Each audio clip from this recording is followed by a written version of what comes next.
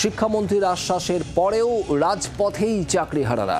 করুণাময়ী আচার্য সদনের সামনে চাকরিহারারা রয়েছেন সারা রাত।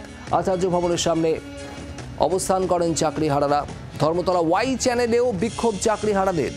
অন্যদিকে আচার্য ভবনের সামনে অনশন চালিয়ে যাচ্ছেন 3 আন্দোলনকারী চাকরিহারা। আচার্য সদনের সামনে থেকে ছবি তুলে ধরেছেন আমাদের প্রতিনিধি বিক্রম দাস, দেখাবো। এসএসসি 3 চাকরিহারা শিক্ষক যারা এসএসসি ভবনের বাইরে অনশন শুরু করেছেন, তাদের অনশন আজকে 4র্থ দিনে পড়ল এবং অবস্থান 5ম দিনে পড়ল।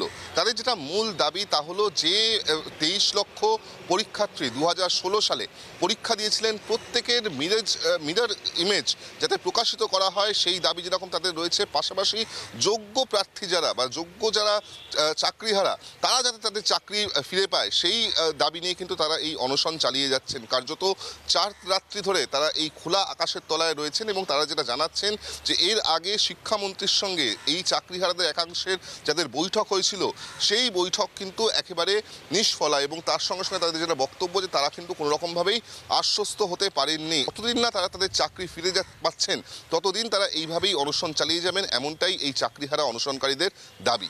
জি 24 ঘন্টার জন্য ক্যামেরায় তরুণের সঙ্গে বিক্রম দাস, বিধাননগর, সল্টলেক। বাংলার আওয়াজ, বাঙালির আবেগ, জি 24 ঘন্টা।